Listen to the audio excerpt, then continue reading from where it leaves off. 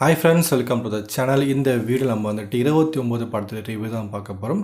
இந்த படத்தை ரத்னகுமார் வந்து டைரக்ஷன் பண்ணிக்காரு. இவர் யாருன்னா, ஆடை, மேயாத மான், குலு குலு போன்ற படம் டைரக்ஷன் பண்ணவர். அண்ட் லோகேஷ் கனராஜ் கூட சேர்ந்துக்கிட்டு மாஸ்டர், லியோ அண்டு விக்ரம் படங்களுக்கு வந்து ரைட்டராக வேலை செஞ்சுருக்காரு. இப்போது அவருடைய 4வது படமான 29 ரிலீஸ் ஆகிருக்கு. இந்த 29 அப்படின்றது சத்யா வயசு 29 இதான் வந்து படத்து ஃபுல் பேர். ஓகே, இந்த படத்தை கதை பற்றி பார்த்துலாம். பார்த்த கதை வந்து பெருசாக எதுவுமே கிடையாதுங்க. சத்யா அப்படின்ற ஒரு 29 வயசு பையன் இருப்பான். அவனுக்கு வந்துட்டு எந்த ஒரு லட்சியமே கிடையாது.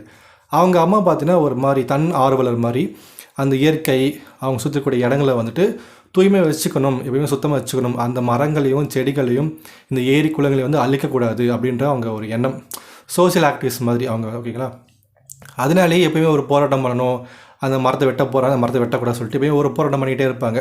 பட் அவங்க பையன் பார்த்திங்கன்னா சண்டை போடக்கூடாது, அமைதியாக இருக்கணும், அப்படி பிரச்சனையே வேணான்னு நினைக்கிற ஒரு பையன்.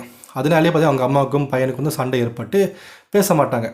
இப்போ சத்யா பார்த்திங்கன்னா அக்ரிகல்ச்சர் முடிச்சுட்டு வேலை கிடைக்காம விவசாயம் பண்ண முடியாமல் அவங்க வந்து சென்னைக்கு வந்து ஒரு மேன்ஷன் தங்கி ஒரு வேலை செஞ்சுட்டு இருப்பார். அந்த மேன்ஷனில் பார்த்தீங்கன்னா ஒரு ஃபுல்லாக பேச்சஸ் நிறைய பேர் இருப்பாங்க.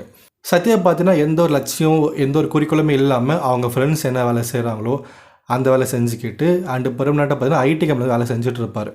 ஒரு நாள் பார்த்தீங்கன்னா அவர் வந்து கேட்ரிங் வேலைக்கு போயிருப்பார். அவருடைய கூட படித்த ஒருத்தர் மாஸ்டர் மகேந்திரன் இருக்கார் இல்லையா, அவருடைய மேரேஜுக்கு வந்து ஈவெண்ட்டு போயிருப்பார். அவருடைய மேரேஜுக்கு வந்து இவர் கேட்ரிங் பண்ண போயிருப்பார். அவர் பார்த்தீங்கன்னா கொஞ்சம் பணக்காரர். அவங்க ஊரில் இருக்கும் போது பார்த்தீங்கன்னா சண்டை போட்டு மாதிரி எனிமி மாதிரி ஆகியிருப்பாங்க. அவர் வந்து ஒரு மேரேஜ் ஆகலையா, இன்னும் இந்த வேலை செஞ்சிட்ருக்கியா, என்ன தான் பண்ணிகிட்ருக்க சொல்லுங்கள், ரொம்ப கேலிக்கிண்டில் வந்து பண்ணிகிட்டு இருப்பார். அங்கேயே பார்த்தீங்கன்னா ஹீரோக்கும் அவருக்கும் வந்து சண்டை மாதிரி ஒரு ஆகும். பட் பெரிய பிரச்சனை ஆகாது. இப்போ ஹீரோக்கு வந்து ஒரு கவலையாக இருக்கும், நம்மளுக்கு மேரேஜ் ஆக மாட்டேது, மற்ற எல்லாருக்கும் மேரேஜ் ஆகுது அப்படின்னு ஒரு கவலை இருந்துக்கிட்டே இருக்கும். அப்போது அவர் வேலை செய்யக்கூடிய கம்பெனிக்கு வந்து விஜய் அப்படி ஒரு பொண்ணு வருவாங்க. பார்க்க ரொம்ப அழகாக இருப்பாங்க, வெள்ளையாக இருப்பாங்க. இப்போ இவருக்கு வந்து அந்த பொண்ணை பார்த்தோன்னே பிடிச்சி போயிடும். பிடிச்சி போட்டோடனே கட் பண்ணாங்க. அப்புறம் ஒரு 6 மாதம் கழித்து அவங்க ரொம்ப க்ளோஸ் ஃப்ரெண்ட்ஸாக இருப்பாங்க. அந்த பொண்ணு வந்து இவனை வந்து எப்பவுமே ஜாலியாக வாடா போடான்னு சொல்லிக்கிட்டு இருப்பாங்க. இது வந்து கண்டினியூ ஆகிட்டே இருக்குது. ஒரு நாள் வந்து விஜய் வந்து அவங்க லவ் வந்து சொல்கிறாங்க சத்யா கிட்டே. சத்யாவுமே அவங்க லவ் பண்ணுறதுக்கு சத்யா வந்து விஜய் கிட்ட சொல்கிறாங்க. இப்போ லவ் பண்ணிகிட்டே இருக்காங்க. ஒரு ஸ்டேஜ் மேலே இந்த லவ் வந்துட்டு மேரேஜில் போய் முடிஞ்சுதா இல்லை பிரேக்கப் ஆயிடுச்சா அப்படின்றா படத்தில் மீதி கதை.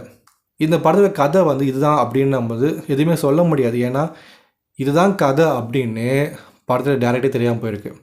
அவர் வந்து எழுத ஆரம்பிச்சிருக்காரு. நம்ம ஹீரோ வந்து அக்ரிகல்ச்சர் முடிச்சுட்டு சென்னையில் வந்து வேலை செஞ்சிட்ருக்கார். ஓகேங்களா, வேலை செஞ்சிட்ருக்காரு. அவர் ஒரு பொண்ணு லவ் பண்ணுறாரு. ஓகே, லவ் பண்ணுறாங்க என்ன பண்ணுவாங்க, ஃபோன் பேசுவாங்க, வெளியே போவாங்க, பீச்